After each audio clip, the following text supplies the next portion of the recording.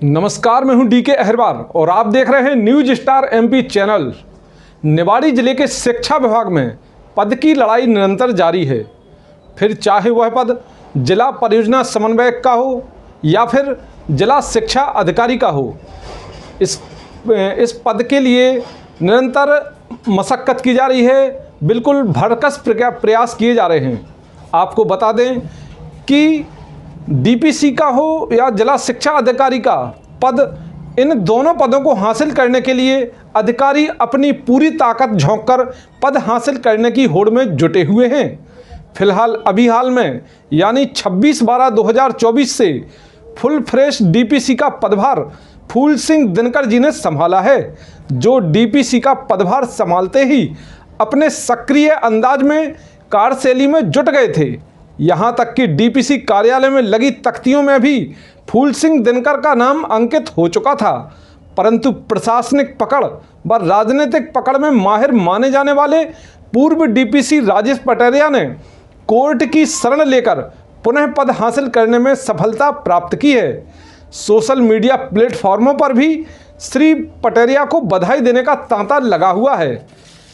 तो देखिए किस तरह से हमारे न्यूज स्टार एमपी चैनल के द्वारा जब जो डीपीसी हैं दिनकर जी, उनसे बात की गई है कि किस प्रकार से आखिर आप इस पर क्या कहना चाहेंगे। उनकी प्रतिक्रिया जानी गई कि आपके से जो आप फुल फ्रेश डीपीसी हैं और आपसे यह पद अब जा रहा है, आपके लिए जो राजेश पटेरिया जी अब यहाँ पर काबिज होंगे, तो उन्होंने क्या कुछ कहा। उन्होंने फिलहाल ये कहा है कि यह जो कोर्ट के द्वारा जो फैसला दिया गया है यह न्याय संगत नहीं है।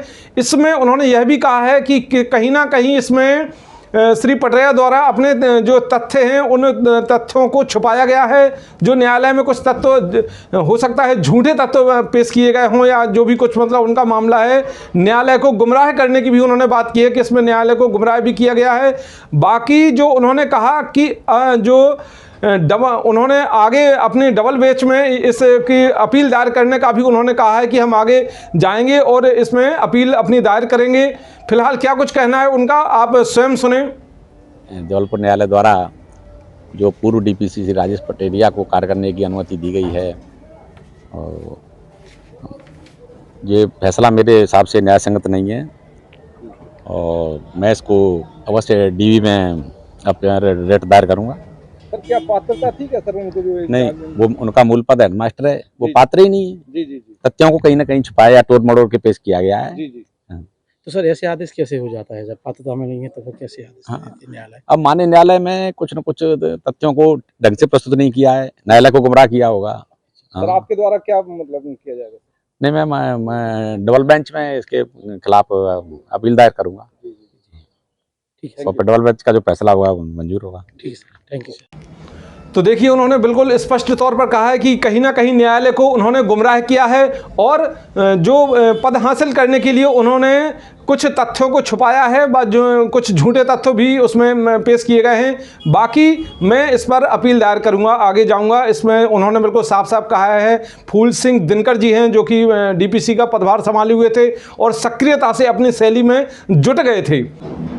अब वहीं दूसरी ओर राजेश पटेरिया जो कि बिल्कुल अब इस पद के लिए हो सकता है कि अंदर ही अंदर बिल्कुल जुट गए हों। जब से उनसे यह डीपीसी का पद छिना है तभी से वो जुट गए थे कि बिल्कुल कहीं ना कहीं अपनी जुगाड़ लगाने में, अपनी जुगत लगाने में, अपनी दाव पेंच में, जो कि एक प्रतिष्ठा का भी एक दाव बन रहा था कि ये भाई अभी डीपीसी के पद पर थे, अब मतलब उनको पुनः हेडमास्टर और ये मतलब चीज़ें जो सवाल जवाब अंदरूनी तौर पर जो बातें चलने लगी थी शिक्षा विभाग में, तो उन्होंने इस पद को लेकर, और सबसे बड़ा सवाल यह आता है कि उनसे जो उन पर जो प्रश्न चिन्ह लगाया गया था कि पटेरिया जी की पात्रता नहीं है, तो उन्होंने न्यूज स्टार एमपी चैनल को पात्रता की सवाल पर उन्होंने बिल्कुल बेबाक तरीके से कहा कि मैं पात्रता रखता हूं, पात्रता ही के बल पर मुझे न्यायालय ने बिल्कुल मतलब मुझे पुनः डीपीसी बना मतलब कार्यभार सौंपने के लिए आदेशित किया है। न्यायालय की शरण उन्होंने ली है। फिलहाल उन्होंने कहा है कि अपने इन पद को पाने के लिए रामराजा सरकार व बेटा सरकार की असीम कृपा है उन पर कि जो उनको ये पद पुनः प्राप्त हुआ है। तो आप फिलहाल सुनिए उन्होंने क्या कुछ कहा। इस पद को प्राप्त करने के लिए भगवान रामराजा और बेटा धाम की कृपा से मुझे ये पद मिला है और मैं योग्य था, इसलिए मुझे ये पद दिया गया है। सर आप पात्रता में तो नहीं है सर? बिल्कुल है, पात्रता में है, मेरे पास सारे डॉक्यूमेंट है, कोर्ट में भी मैंने डॉक्यूमेंट प्रस्तुत किए। द्वारा कहा गया कि कहीं कोई कुछ कहता है, उस कोर्ट से बड़ा, न्यायालय से बड़ा कोई नहीं हो सकता। माननीय न्यायालय ने जो निर्णय किया उसमें हर चीज़ लिखी है कि मेरी पात्रता है, मेरा आदेश पात्रता में लगा हुआ है। तभी उनने सब डिस्कस करके पूरा विस्तृत आदेश दिया, एक लाइन का आदेश नहीं है, पूरा विस्तृत आदेश है, उसमें कहीं कुछ नहीं। आप लोगों की शुभकामना, निवाड़ी नगरवासियों की शुभकामना, सभी की हार्दिक शुभकामना से पुनः इस काम पे आए। और मैं राम रैया सरकार से यही प्रार्थना करूंगा कि इस दायित्व को ऐसे संभालूं कि सब लोग अंतिम समय मुझे याद रखें।